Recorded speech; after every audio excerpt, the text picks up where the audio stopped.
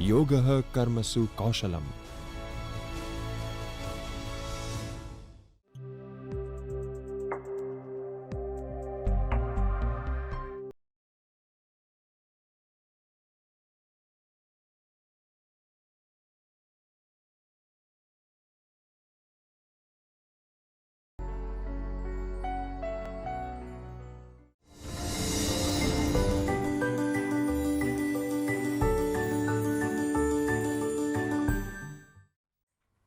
Hello students, I am Dr. Rinki Menon, Assistant Professor presently working at Sri Narayana College of Commerce, Gujarat University.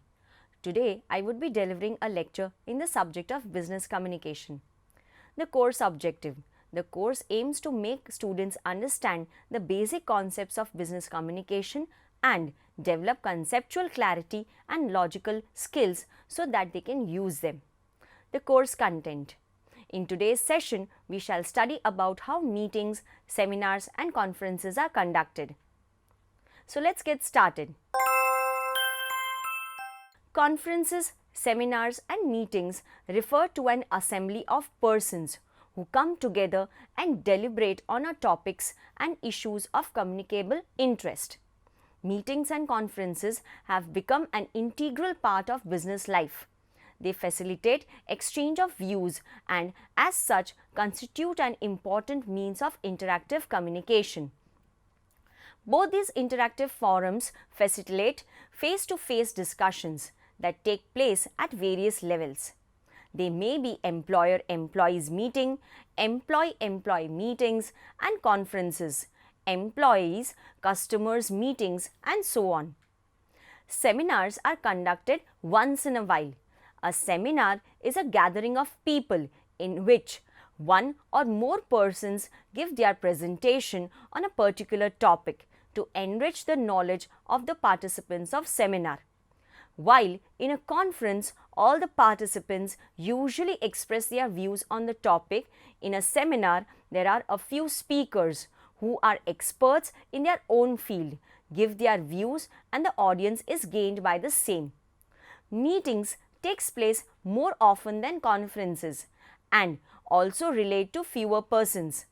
While there can be a meeting of even 2 persons, a conference normally connotes on an assembly of a larger number of people.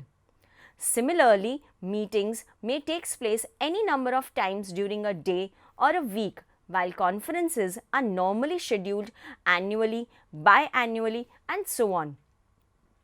While meetings can be both pre-planned and impromptu, conferences are by and large planned in advance. Meeting is a part of everybody's life. While some distinction has been made here between meetings and conferences as commonly followed in the practice, the distinction is by no means very rigid.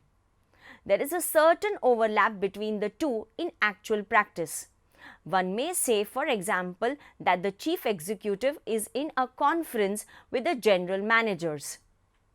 The dictionary refers to a meeting as an assembly of persons, especially for entertainment, workshop, etc., whereas a conference is described as a meeting of any organization, association, etc., for consultation, deliberation, and so on. Meetings, seminars and conferences, when effectively organized and conducted, can play a significant role in business communication. They facilitate exchange of information, articulation of alternative viewpoints, deliberation on specific issues, removal of misconceptions, elaboration and clarification of concepts and ideas, finalization of plans and strategies, review of performances, enlistment of support and a host of such communication needs so essential in a business or organizational context. They facilitate intensive interaction with individuals as well as groups and achieve much more than any other written communication.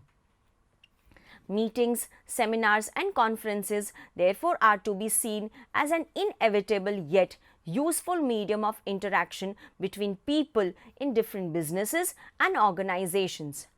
A well-conducted conference and meetings serve a useful purpose. Meetings. Let us take a look at the meaning and its importance. Meetings are the most unpopular method of interactive communication. They facilitate direct face-to-face communication and are essential at various levels in all organizations. When there are two or more persons, there is a meeting, structured or otherwise. They serve the valuable objective of facilitating exchange of information, fostering of team spirit and commitment of common goals and objectives. More importantly, they help in elaborating ideas, clarifying the concepts and clearing the confusion, if any, created on account of ambiguous and incomplete verbal or written message. Misunderstandings arising from unclear memos, circulars, directives, targets, etc. can be cleared through meetings with the people concerned. Meetings are the most popular method of interactive communication. Meetings of marketing people with prospective consumers or customers by launching a new product or service help in clearly bringing out the significant future of the product by clarifying the finer points. Especially meetings with the computer or EDP personnel facilitate detailed and effective planning of connectivity, networking, etc. These are just two examples of the way in which meetings can be of use to serve a vital communication need in an organization. In fact, on a regular basis, there can be customer meets, dealer meets, managers meetings, staff meetings, association meetings, business meets, review meets, and so on. Like their Western counterparts, Indian executives too in the most organizations spend a large part of their working day in company meetings. In the United States, it is pertinent to note decisions are made by groups of managers or executives rather than by the individual top management functionaries.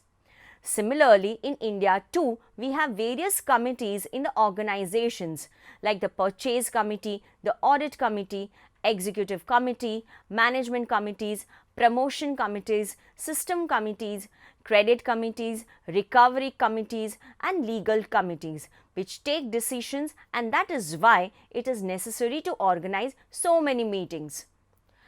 High-level executives in business organizations spend much time in committees and meetings. While meetings which are effective contribute to the decision-making and result in positive outcome, ill-conceived and indifferently conducted meetings entail enormous waste of time, effort and resources. They may even lead to chaos and confusion.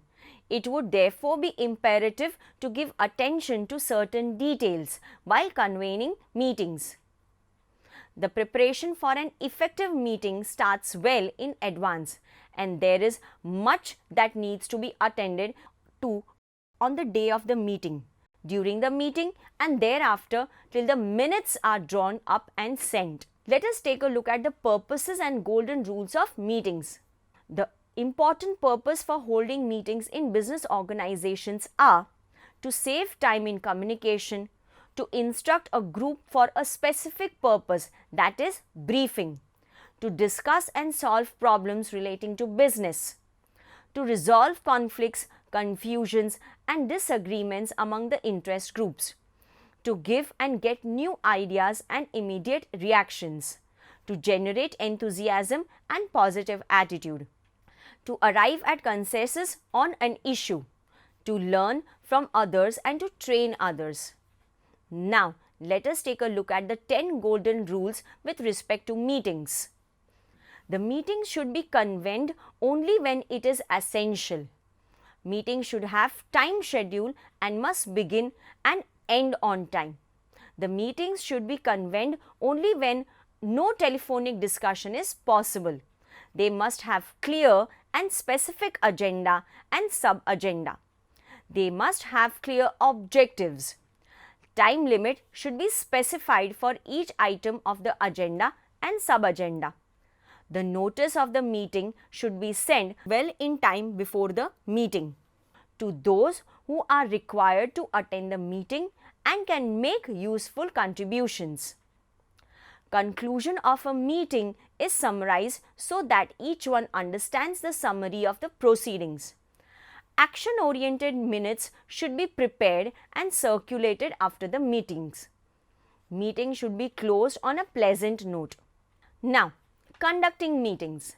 As meetings are an imperative part of an organization, much effort needs to be done to conduct meetings successfully. It is an important skill which each manager needs to acquire. Conducting meetings require some prior preparations like the time, place, venue, etc. and other documents relating to the meeting. While the meeting is actually going on, it goes through the stages of beginning, leading, conducting and closing. The role of the chairperson is also quite significant in the meeting. These are the aspects to be covered in conducting a meeting. Preparation for a meeting. The broad areas where the preparatory work relating to the meeting is required are the domestic arrangement, that is, where will the meeting be held, that is venue, the time and day on which it will be held, what will be the duration of the meeting, who will be invited to the meeting, who will chair the meeting, who will be called upon to formally speak during the meeting, whether lunch or dinner is arranged after it or not. The paperwork. The paperwork for the meeting will be completed with minutes of the previous meeting and related records. Reports to be read beforehand along with office notes, agendas and related papers, written reports or graphics required at the time of meeting. Purpose. What do you want to accomplish out of the meeting? What kind of meeting is it? Does the leader need to acquire specialist advice on any subject? Is the leader conversant with the reason for the meeting? Do you need to discuss any of the contents of the meeting with anyone in the higher management position? Support. Is there a need to use advanced visual aids for better presentation during the meeting? Is a written report required? How much general knowledge and awareness is required for the meeting? Do you use mic or other audio aids? Code for the meeting. A meeting code is prepared for effective messages. A few aspects in this regard are start and end on time, be present on time and be prepared mentally, establish objectives for the meeting, set an agenda, be brief and precise, don't dominate the discussion, listen to others, encourage participants for ideas, don't interrupt unnecessarily, don't evaluate presentations, give full attention to the discussions, stay close to the subject, don't have any side conversations, resolve related conflicts and issues, decide on follow-up actions, record ideas or discussions, assess the outcome in the end. Important preparatory points. The important preparatory points for the meetings are agenda. Agenda is the list of items to be taken up for the discussion during the meeting. It provides the reason for calling a meeting. It should be ensured that there are adequate number of worthwhile issues which need deliberation at the meeting. All topics and issues that will be taken up in the meeting call for advance efforts. The items stated in the agenda should be relevant and appropriate, keeping in view the purpose of meeting and the expertise of the members who will be participating in the meeting. Calling a meeting for the sake of it without any serious agenda or just to ensure that the predetermined periodicity is met entails a waste of time and resources. Background papers. Every meeting of some importance will have a set of background papers which are sent in advance to the members who will participate in the meeting. These background papers related to the items listed in the agenda and provide glimpse of the issues involved. Background papers are normally prepared by the concerned functionaries or departments seeking a decision on the issue or a deliberation on the subject matter. Background paper should cover all relevant details that are germane to effective deliberation. This would normally include facts, figures, different views, expert opinions, latest position, and so on. Minutes of the previous meetings are also sent along with the first lot of background papers. Since they are always the first item on the agenda, they are taken up for confirmation before proceeding to the other items. Background papers ensure that deliberations are focused and cover all the relevant dimensions of the subject under discussion. Background paper, it should be noted, are to be sent to all the members and invitees well in advance to enable them to come prepared with their views and suggestions. In fact, if the subject matter is of serious nature and if sufficient time has not been provided for advance consideration, there is every likelihood of the agenda item being deferred by the committee for consideration in the next meeting. At the same time, it is worth noting that whenever there are important developments which are to be brought before the committee members, or when there are urgent decisions called for and the matter is so urgent that it is not desirable to wait till the next meeting, there is a system of submitting what are called the table items. Such items are tabled at the time of the meeting and are not sent in advance. If the chairperson and the members agree, such items are also taken up for deliberation at the day's meeting. As a general rule, however, table items should be put up as an exception and only when warranted. Whom to invite? To be effective, deliberations at the meeting should involve all the concerned functionaries. Regular meetings of the committees, whenever formally constituted, will have to be invariably invited. At the same time, in the absence of a formal list, it would be essential to identify people whose presence would be of significance when subjects are taken up for deliberation. In some cases, senior functionaries will have to be necessarily invited to lend authority to the decision-making process, whereas some junior level functionaries and subject matter specialists will have to be present to provide technical details and other relevant papers. Persons to be invited to the meeting, whenever not specifically stated, are best decided in consultation with the chairperson and other senior functionaries on whose behalf the meeting is convened. Invitation for the meetings is to be clearly drawn up indicating the day, date, time and venue of the meeting. Invitations have to be sent well in advance to ensure that outstation participants have sufficient time to make appropriate travel plans. Meeting notices will have to clearly indicate who should attend the meeting. Sometimes people in organization receive notices which do not clearly indicate whether they are sent an invitation or just an intimation. The meeting notice should also state whether appropriate, whether the addressee may bring one or two or other colleagues dealing with the subject matter or not. The alternative, if one is not in a position to attend the meeting, whether someone else can be deputed on one's behalf. Though most of these requirements look obvious, they are often overlooked.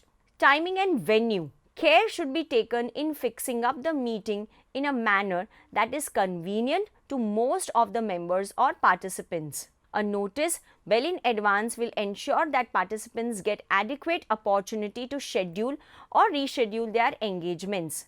A date and time should be fixed taking into account holidays or other important events and functions which may clash with the meeting dates and time and make it difficult for the members to choose between one or the other.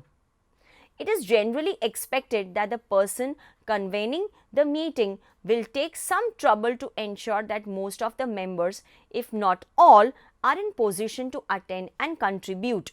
While it may not be possible to totally avoid overlapping in all cases, but some advanced planning and enquiries will certainly help achieve better advance at meetings. Indication of the duration of meetings will also be helpful so that participants would know how much time they have to allot for attending the meeting. Further, details such as arrangements made, if any, for breakfast, lunch, accommodation, travel, etc. need to be mentioned. The venue of the meeting should be fixed up obviously well before the meeting notice are dispatched.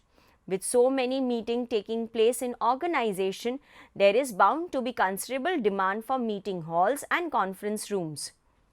The meeting venue should have all the required physical facilities like fans, air conditioners, microphones, projectors, toilets, etc. hinder the effectiveness of communication. It is not uncommon in organizations to come across instances where the availability of the venue is not confirmed or time as a result of which either meetings are delayed or participants are made to move from one venue to the other. A little extra care will avoid embarrassment and inconvenience at the time of meeting.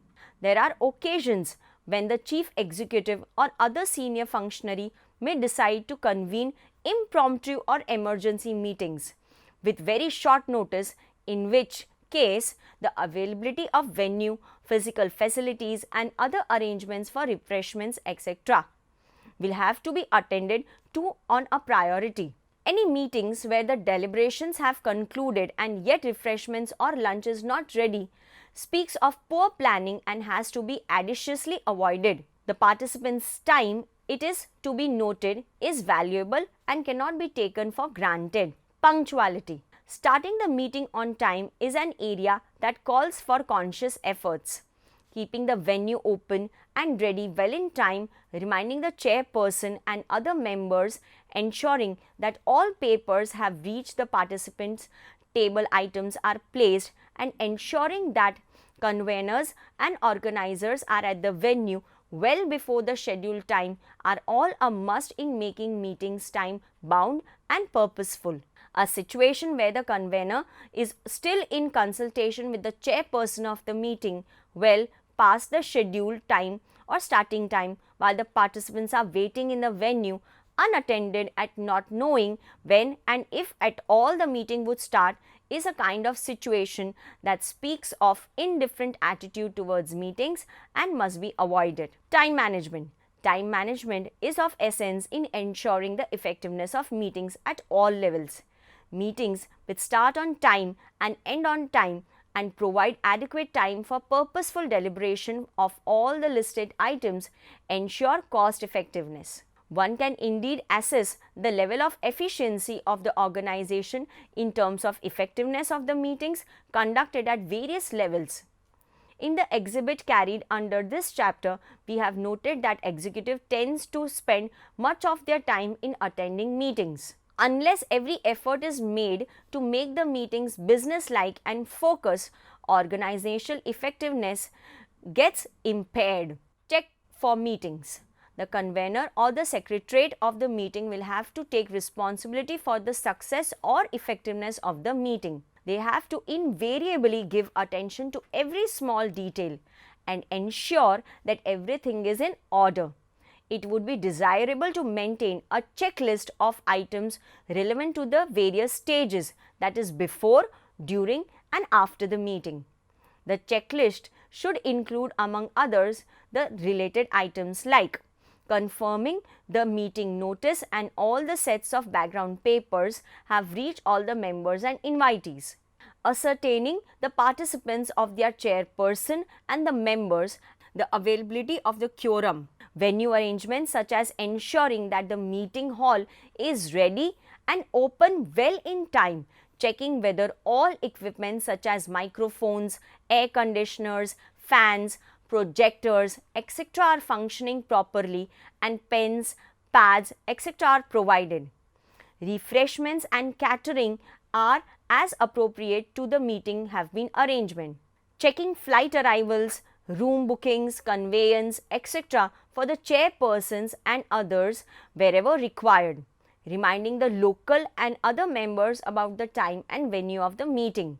ensuring that the table items for the day's meeting, if any, are put up, briefing the chairperson and other key members about the issues to be taken up in the meeting, entrustment of responsibility concerning the recording of minutes or proceedings, timely intimation of postponement, cancellation, changes of venue, etc.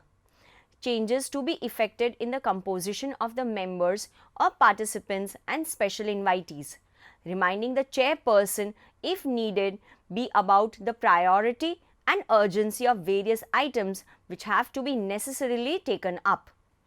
Probable dates for the next meeting, preparation of minutes or proceedings on time, obtaining approval of the same and their dispatch. This kind of attention to all relevant details by the convener or the secretariat brings in a professional approach in conducting meetings. Steps in conduction of meetings. The process of conduct of meetings can be divided into beginning, leading, conducting and closing. Beginning. The beginning of the meeting must take the following points into account. Establish the right tone, usually serious, polite and positive. Be sure to identify participants who are not known to the group. Offer a background information and comments that might prove useful to the group. Review the objectives of the meeting in terms of items on the agenda. Identify time constraints not expressed on the agenda. Prepare oneself for arguments and counter-arguments. Leading. Let's take a look at the checklist of the principal task for leading a meeting. Arrive early and start on time. Remain impartial and objective. Restate the purpose and objectives periodically. Listen attentively to the other group members. Summarize the group's decisions or progress at intervals during the meetings. Diffuse the hot controversies with patience and calmness. End with the summary of the discussions made. Highlight the action to be taken and decide who is responsible for it. Conducting. Let's take a look at how the meetings should be conducted. Preparing the plan, including agenda, sitting arrangements, physical facilities, etc. Implementing the plan by keeping the discussions on track and constantly monitoring them. Monitoring the time of the meeting in case of limited availability of time. Allowing everyone to present their point of view and controlling those who talk too much and do not let the others' discussions to move on. Encouraging less confident people to speak up and share their views and participate in the meeting. Summarizing the key elements or items of the meeting at regular intervals. Closing. Let's take a look at the closing of meetings. Meetings should end on time. All decisions taken should be summarized. Courtesy should be extended by thanking the members. Vehicles should be arranged for those who have come from outside and have no conveyance. Minutes should be prepared after winding up. Follow-up of the decisions made during the meetings should be done. Role of the chairperson. The chairperson, the convener or the secretary and the senior members have a vital role to play in conducting the meetings effectively. They have to ensure punctuality and effective the management, while providing freedom to the members for expressing their views on the items taken up for deliberation. The chairperson also ensures that the discussion does not stray away. The chairperson also ensures that as far as possible, all the agenda items stated for discussions are duly taken up for deliberation. Through experience, wit and wisdom, the chairperson brings in authority and decisiveness to the deliberations. If during the course of deliberations, members get into a war of words or a partial or personal clash, the chairperson or the convener, who should play an important complementary role in conducting the meeting, should intervene and bring the much needed sense of proportion in the deliberations. The chairperson must work up the agenda before the meeting and check that all the requirements are made available in the meeting room and that the needed staff is in full attendance to assist the meeting. The leader has to carry out the task of guiding the discussion, keeping it on track and arriving at a useful conclusion at the end of the given time. The meeting leader should ensure that there is someone to take notes. If one has not been arranged for, someone from among the participants can be appointed to be the reporter. In a large meeting, it is better to have 2 or 3 persons appointed for this purpose. The success of meeting depends in a large measure on the chairperson of the meeting. Attending the meeting.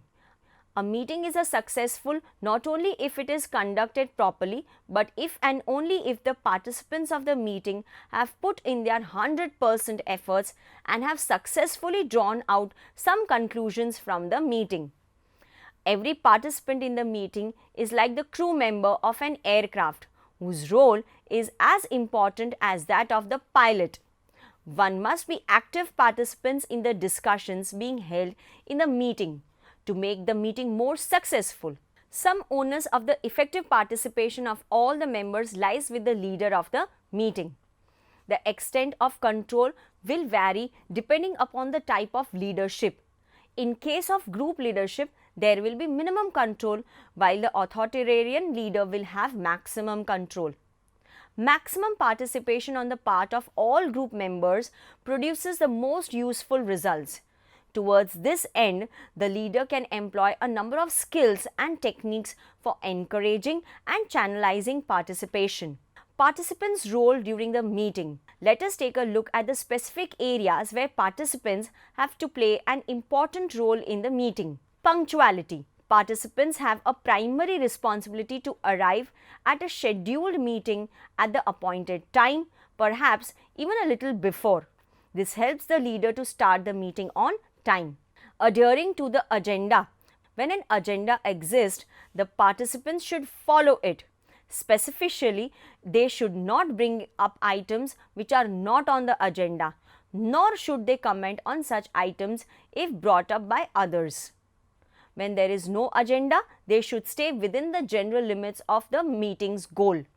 They should make every attempt to restrain themselves from making comments that do not relate to the items on the agenda. Contributing information. The problem-solving group needs information to reach a decision. Effective group members bring information which they have gathered about the topic. This leads to disorganization. People need to develop the ability to see whether their information on the topic applies. Their participation, however, should be meaningful. A participant should talk only when he has something to contribute. Evaluating the information. Group participants need to bring several critical skills to the problem-solving situation. One of the most important is the ability to carefully examine all formations presented to the group. Participants should resist the tendency to accept everything that is said during the discussions. Raising questions. Group participants ask pertinent questions at appropriate times. Such questions help to expose inaccurate information or to clarify a point which one of the other members is attempting to make. Without questions, the process will become monotonous and the participations will not be effective. The use of question encourages feedback, aids the understanding of all group members, and helps to keep the participants on the main subject of the discussion. Listening empathetically. Effective group participants listen to the contents. They must also listen between the lines. Empathetic listeners try to see the topic from the other member's frame of reference or point of view. Avoid side discussions. A participant may on some occasions be stimulated to discuss a topic with the group member in the adjacent seat. Such discussions obviously disrupt the deliberations of the rest of the group. Thinking as the group thinks. The group members need to be aware that thinking of the group is different from individual thinking. Participants need to relate their comments to that of the group. This helps individuals to integrate their thinking with the group. For the group to function effectively, the group must think together. Encouraging others. Equal to one's responsibility to share the expertise of the participant is his obligation to encourage others to share their views by asking questions like, "What do you think about this proposal?" Try to follow up by positively reinforcing the suggestions of the fellow participants. Cooperating. A meeting, by its very true nature, requires cooperation from all participants. So keep this in mind as one participates. He should respect the leader and his efforts to make progress. Some people do not cooperate in groups because of their self-centered behavior. This needs to be controlled. Do not talk irrelevant. As one participates in the meeting, one must be aware that people or other people are also attending. One should speak up whenever one has something to say, and one should not get carried away. The participants should always respect the rights of others. Whatever one is saying, it must really contribute to the discussion. Keep an open mind. Though the participants may be well prepared, there is a possibility that they may go wrong at certain points. One should be prepared to learn and correct any mistakes by accepting it gracefully. Show interest in what others say. When someone makes a good point, show interest even if it demolishes your point. Courtesy. Perhaps courtesy is a natural part of cooperation. In any event, the participant should be courteous to other group members. Courtesy is related to mannerism. For maintaining decency and decorum, this is essential. Conferences and seminars. A conference or seminar is a meeting of a large group of persons assembled for the purpose of discussing common problems or activities. The number of participants may be anything from 50 to 500 or more. A large conference is divided into small groups for the purpose of discussions. The participants may not be from the same organization. In a seminar, however, there are a few expert speakers and the other participants benefit from their knowledge and expertise. It may be imprudent to draw a rigid line of distinctions between meetings, seminars, and conferences. Organizations have conference halls where meetings take place regularly. Conference, seminars, as well as meetings are also conducted in hotels and other large venues. The word conference is normally used to describe a gathering of larger scale for a specific purpose. One usually refers to annual conference or biannual conference, zonal or regional conference, two-day conference, and so on, suggesting longer duration and larger participation than a meeting. Business plan conferences are regularly held in business organization. The advent of innovative methods like teleconference and video conferencing has facilitated interactive communication between participants without necessitating physical presence of all concerned at one venue. The type of preparations and attentions for details in relation to the conferences are by and large the same as those of meetings.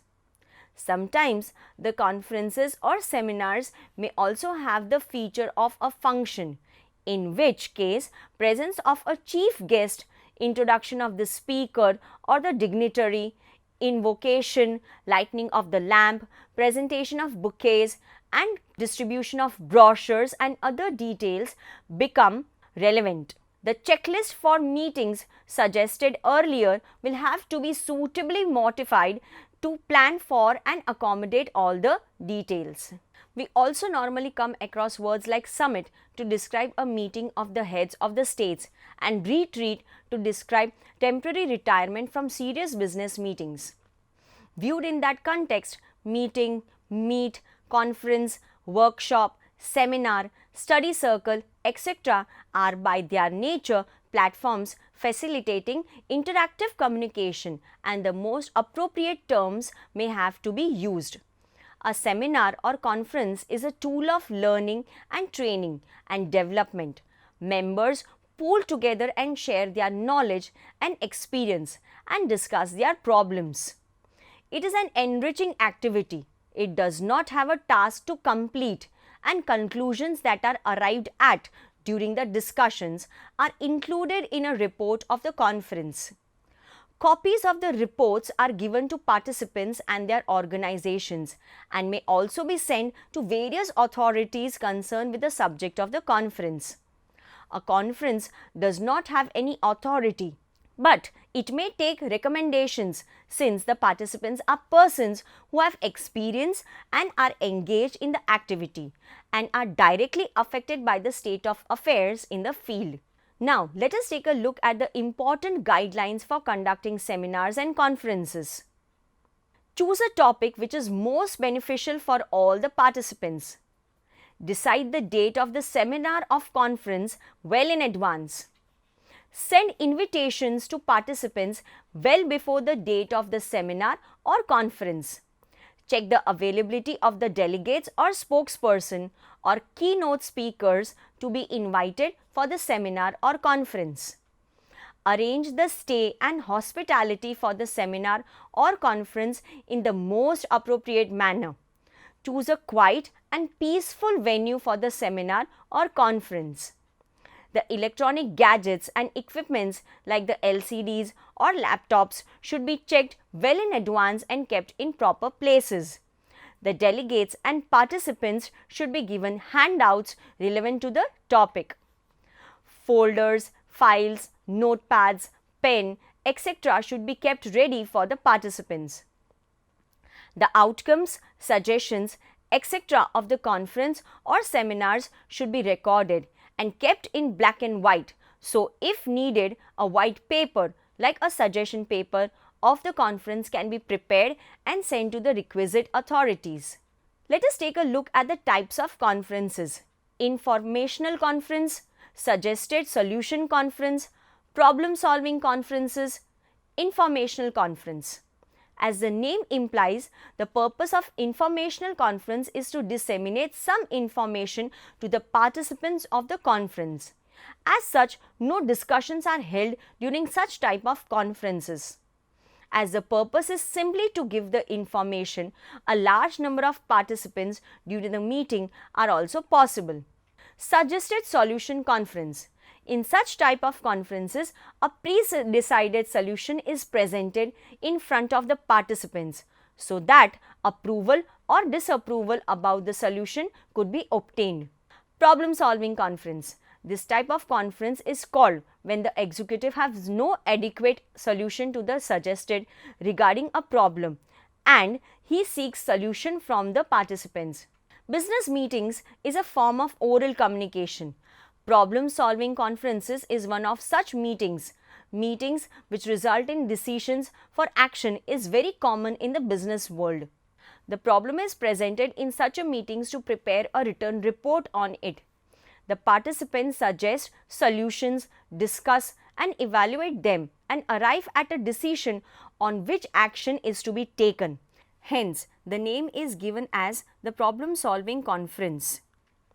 When the problem is out of complex nature, the problem is given to the participant who tries to solve it. For example, if there is a continuous unrest and labor and the executives are unable to solve it, a meeting may be arranged to solve the problem with the help of participants in the meeting. Planning steps for problem solving conference. Reviewing the problem and determine the precise purpose.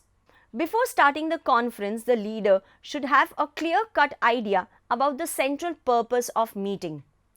The problem might be decline in profit, decrease in market share, etc. The problem should be reviewed in detail. Deciding who should participate. In such a meeting, the participating have to play a very important role. So, it has to be decided very carefully who should participate. The participant may be among managerial staff of the organization, specialists outside the organization, etc. Arranging for meeting date, time and place. The date, time and place should be arranged properly. While deciding these, one should have knowledge about the strikes, holidays, weather, etc. Having decided them, their information should be communicated properly to all the participants. Creating an agenda. It is desirable for the chairperson to send the agenda in advance of a meeting. Usually, 3 questions are brought up for the meeting. Facts. Is something true or not? Value. Whether something desirable or undesirable is valued. Policy. Should something be done or not to be done about it? Announcement. An announcement should be distributed into the participants. It should have date, time, place, agenda, if any, or the purpose, etc. Checking in physical arrangements. It should include selecting the seating pattern, determining what kind of material is needed in the room, making available the visual electronic visual aids. I hope you understood the topic of meetings, seminars and conferences.